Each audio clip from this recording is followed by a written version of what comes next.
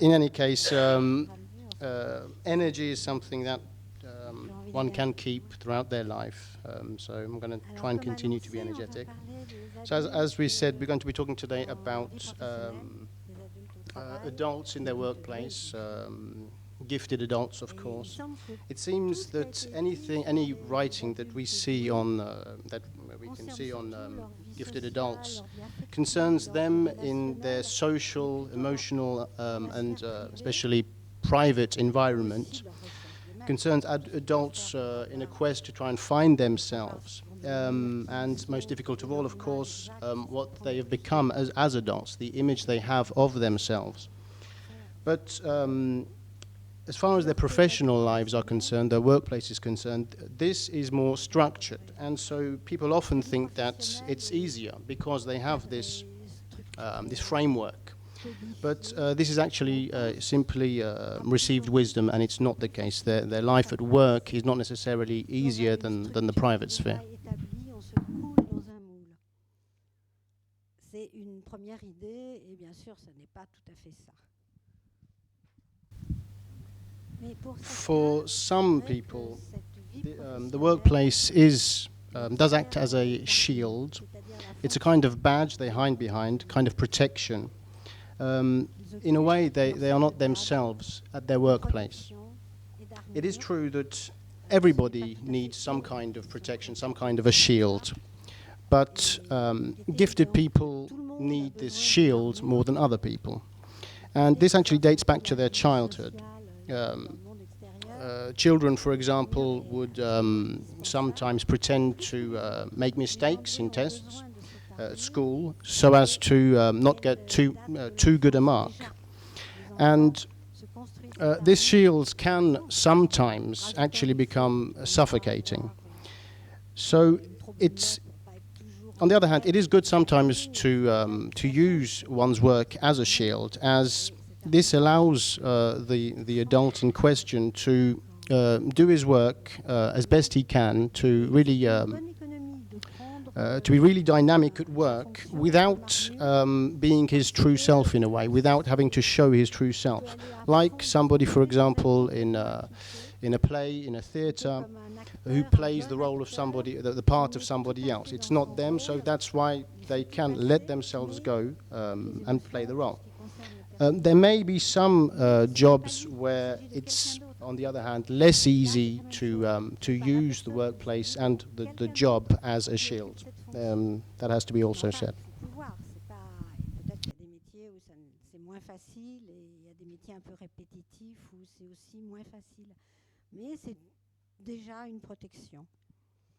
Now, the workplace, one's professional life, is perhaps the most important sphere, as that is where somebody's self-image really comes out. Now, we have two categories, those who have studied and those who haven't studied. Those who have studied often cannot tolerate failing. I'd like to give you the example of Anne Lauvergne, who was the president of Areva in France. In an interview, she said that she had no ambitions, no plans for a career or anything, but that she could not tolerate failing, and when needed, she would do what it took to have good marks. There are other people, for example, in the French Polytechnic School, who are very good at maths, for example.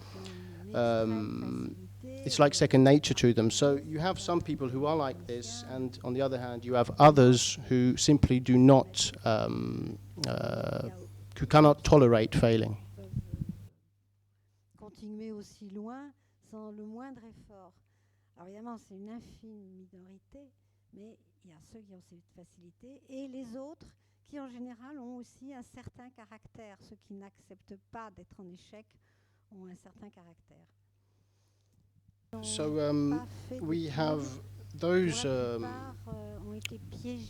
who've been in a situation where they've been trapped because from their childhood, because studying during their childhood was actually too easy. Now this was a true trap and it comes from the fact that they, as a child, they didn't have to make any kind of effort to progress. They were actually others told them not to try and make any effort, and this is where the trap actually comes from. Later on in life, when they do their studies, they find a true ambition in life. For example, some people want to become doctors. It was their childhood dream to become a doctor. But then they go to university, these people who, during their childhood, had no notion of what effort actually was. And in the first 2 years, for example, they fail. They obviously then choose a different subject, but this failure will truly mark them for their whole lives. For example, some children say that their parents wanted to be doctors, but their parents failed. So this gives us something to think about. There are others who come from a background where studies just weren't an option. One young man, for example, said that vocational training at the age of 16, 17 was the summit. It didn't go any further. Others, a long time ago, obviously, others thought that girls shouldn't study, that if they did study, they wouldn't be able to get married. They were taught how to do the housework, perhaps make a dinner, but no studies in any case. Now, 30 years ago, I personally received a number of letters from women who said that they weren't able to study. In some cases, it may have been because they didn't have the means to do so. But today, in any case, they have decided to pick up their studies again because of this feeling of this need, this want, dating back to their childhood. So again, we have two categories. We have those who were able to study but were trapped because of the absence of notion of effort from their childhood, and then we have those who simply didn't have the means or the possibility to study. Pour le plaisir, vont dans des facultés, suivent des cours pour rattraper ce temps perdu, tellement elles ont été en manque. Donc, les gens qui n'ont pas fait d'études, il y a ceux qui sont piégés, ceux pour qui ça n'était même pas concevable. Oui, certificat d'aptitude professionnelle, ce sont les études très courtes, à 16-17 ans, c'est-à-dire avec un métier en général en usine, un métier manuel en usine. Il y a peut-être CAP de comptable, je ne sais pas. Il y en a un CAP de comptable, oui. Enfin, c'est pas un niveau très élevé, c'est le premier diplôme. The mic, okay. I remember the case of one young girl who went to school in a small town and who then, after her high school diploma, went on to a special crammer, a gang in French. There's a crammer to prepare you for the most prestigious universities in France. So she was in this school and she met all the brightest pupils from the surrounding areas, and it was just perfect for her. Of course, there was lots of work, but they all got on so well that they all loved it, and they were all very similar. And for the first time, they were with people who were just like them, and they created links and made friendships that lasted for years. I remember this because this shows exactly what going to university or what studying, what life could be like. But then, after you finish your studies, you have to go into the world of work. And when you start working, well, it's something you anticipate. You're going to be faced with the outside world. You're going to be faced with challenges, real challenges, not just passing an exam or getting a diploma. And when you are about to go into the outside world, well, there's some anticipation, some trepidation, but there is also some fear. People are impatient. They want to face up to this. But gifted people find it very difficult to sell themselves. They're quite modest. They play down their qualities. They don't want to come across as being pretentious.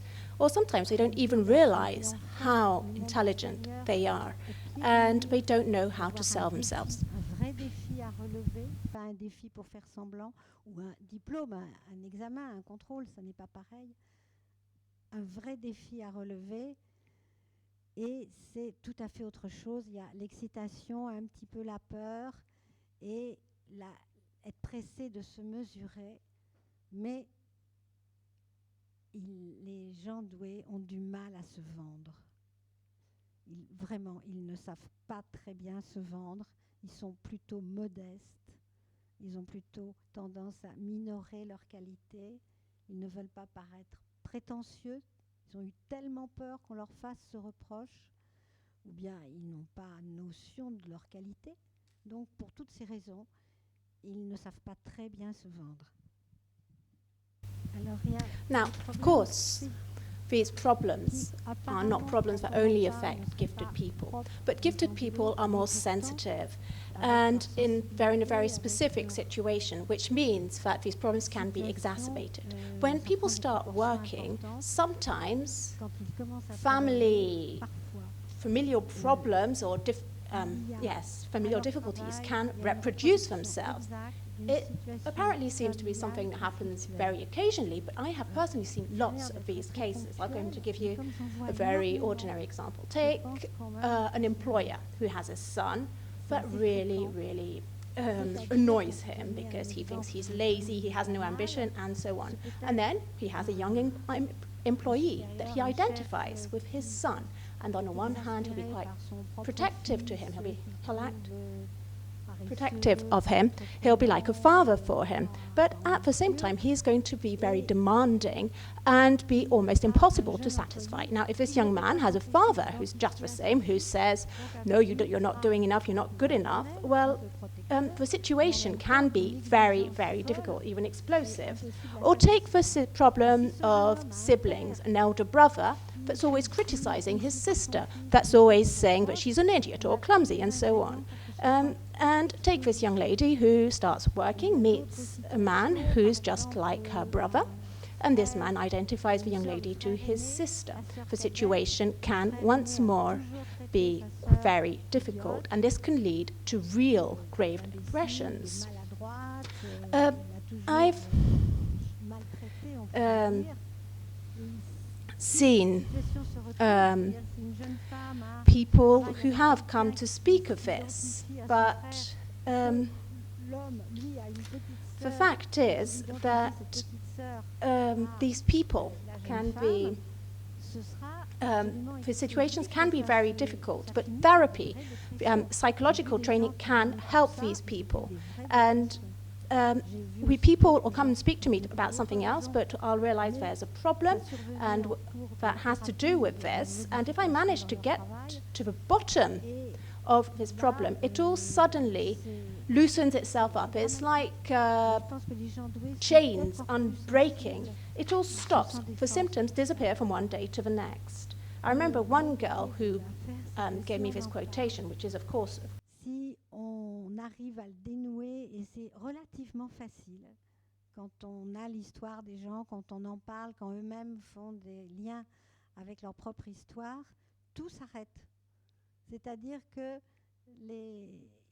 il n'y a plus, les symptômes disparaissent, c'est comme des liens qui se dénouent, comme des chaînes qui tombent.